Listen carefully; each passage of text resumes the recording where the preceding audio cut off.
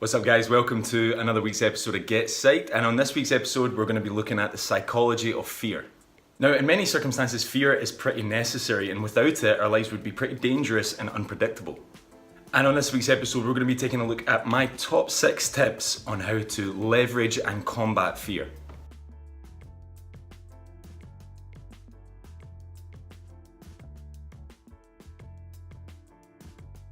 What's up guys, welcome to Get Psyched, and like I said, this week we're going to be looking at the psychology of fear, and I'm going to run you through some top 6 tips on how to leverage and combat fear.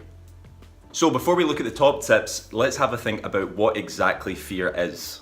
Now I think it goes without saying that fear can fundamentally ruin lives, and in high quantities it can be extremely dangerous. But it's also true to say that in some circumstances we actually need an element of fear to be fully aware of our surroundings and what's actually going on. Now fear is fundamentally a neurological thing where we experience fear and a certain amount of hormones are released into our nervous system and our bloodstream to help us react in the most appropriate way.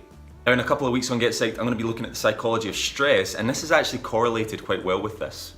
What fundamentally happens is we experience fear and we have releases of hormones such as cortisol that help release glucose into our blood system so that we can react quickly enough. It fundamentally gives us a high amount of energy in order for us to react in the most appropriate way. Now that's great if we have a small amount of fear, a relative amount of fear, that helps us react appropriately to the stimulus in front of us. It's when that fear becomes too much or that fear becomes imposing on our lives that it can be dangerous. For example, people that are scared to go outside of their house in case they get robbed because they hear something on the news is dangerous. It impacts negatively on our lives. So now that we have a very general understanding of what fear is, let's run through some of the top tips on how we can combat and leverage that fear, and in doing so we'll also gain a bit of a deeper understanding to exactly what fear is. So tip number 1 is to know that fear is healthy. The ability to feel fear is a completely normal neural ability, and actually if we don't feel fear, sometimes that's a sign of imbalance chemically in our brains.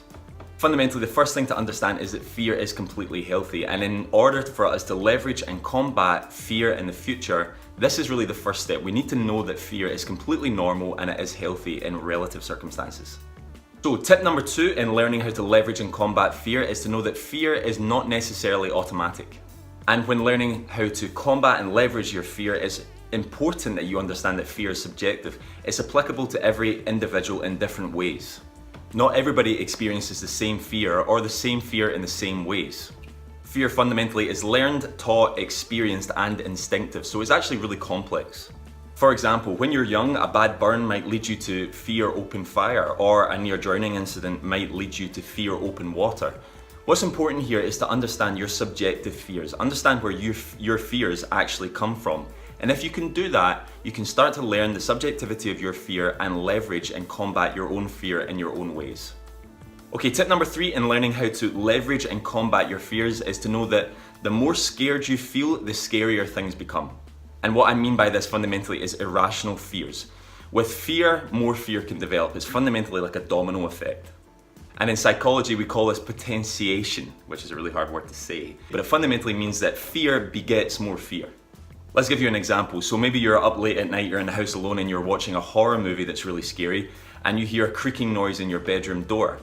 Now, your irrational fear, the fact that you're scared of this horror movie, leads you perhaps to think that there's somebody in your bedroom trying to get through the window or something like that, when in all likelihood, it's probably just the wind or something else moving the door. This is a perfect example of potentiation. It's where fears beget more fears, and those fears become irrational. We start to think that certain things probably are happening, that the likelihood of it is that they probably aren't. And the same concept goes for everyday things. If you feel that your job security is pretty poor and you have an impromptu meeting with your boss, it's potential that you might think that this is a meeting that you're going to get laid off.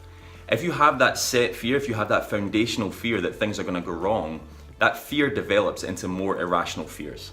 The fundamental point here is to know that when you feel afraid, it's highly likely that your body and your brain will try to develop an understanding of other fears, i.e. irrational fears. And like I said at the start of the video, fear in small cases and small instances is a good thing. But when that fear becomes irrational and when it develops into everyday life, is when it becomes dangerous and an actual barrier to growth. So let's take the work example again.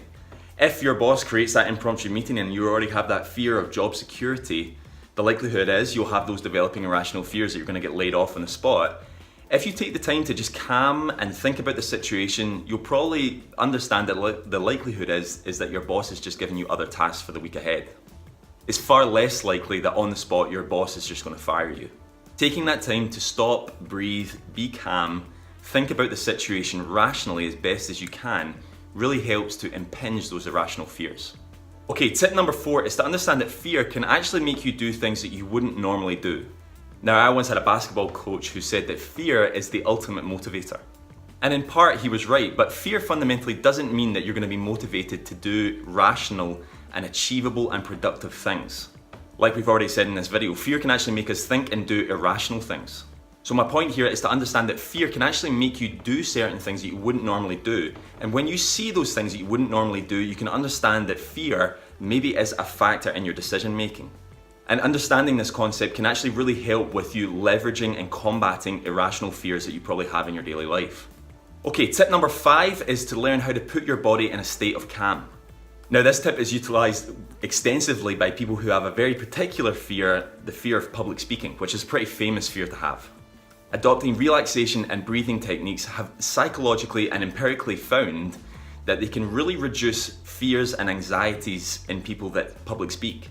And fundamentally, any relaxation or breathing technique has really profound impacts on our anxiety levels and our fear. And it's not only public speakers that can utilize these, you can utilize these too in your everyday life. Deepening your breathing, relaxing muscles, and releasing tension might sound really basic, and fundamentally it is, but that's part of the beauty of it. These things have been really found to show real improvements in people's fear levels in public speaking, and like I said, you can adopt these techniques to improve your fear levels in your everyday life. Okay, tip number 6, and my final tip, is to utilize slow exposure.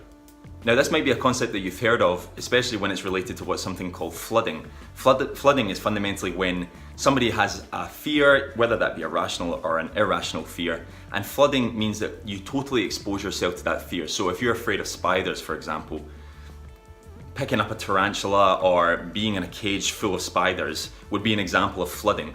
The idea is that you expose yourself completely to this fear, and in turn, the fear dissipates over time because you've been exposed to it.